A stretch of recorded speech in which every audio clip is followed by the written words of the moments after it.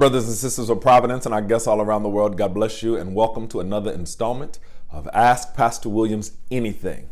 This week's question is a great one. The question is, Pastor Williams, I oftentimes hear you use the words homegoing service, and then other times you use the words memorial service.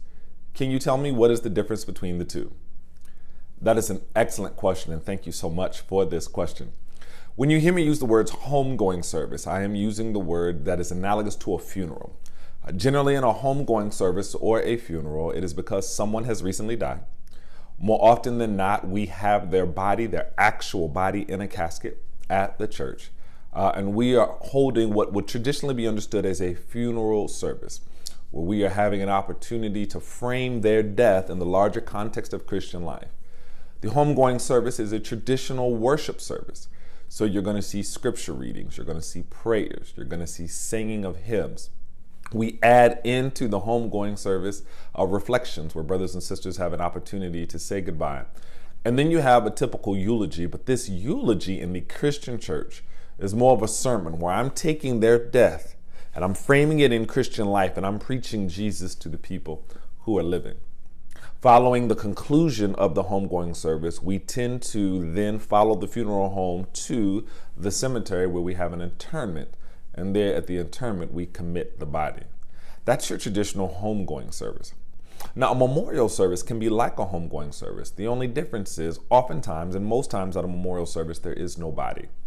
At a memorial service, you're memorializing someone who has passed away. So the death does not have to be recent.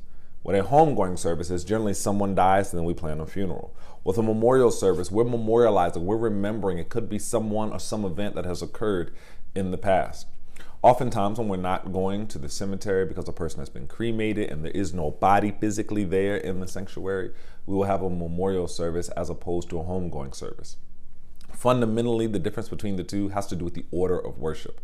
The order of service is far more flexible with a memorial service in terms of what we are going to do to remember someone's life and to celebrate their life.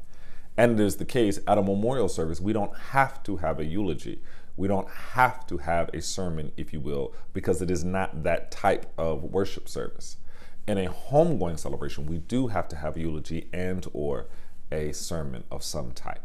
So fundamentally, those are the difference between the two. Your memorial services tend to be a little bit shorter than your homegoing celebrations. It all depends on what a family is looking to do in the loss of a loved one, or if we're trying to remember someone or something that has occurred in the past, and therefore the recent nature of the event is not there. Either way, we're remembering someone or something, and in that remembrance, we always want to highlight the sovereignty of our God. We want to highlight that there is no such thing as death for a Christian. There's simply transition from one side to the other side. We want to highlight the idea from Romans that all things really do work together for good. And we want to frame whatever we are remembering in the larger context of God's divine plan for the world. So whether you attend a Providence homegoing celebration or you attend one of our memorial services, you're going to see those elements to keep our eyes stayed on the hills from whence cometh our help. But the specific details of the service slightly differ, and that's why we tend to use different language depending on which one we're going to do. That is an excellent question, and I need to do a better job of being clear when I'm using verbiage so that all of my members and all of our guests understand what I mean. So if you hear me use any verbiage at any time, and you're like, what does he mean? Or what is the difference between one thing versus another? Please submit those questions. I certainly want you to understand and want us all to have clarity. This is another great question for Ask Pastor Williams Anything. God bless you.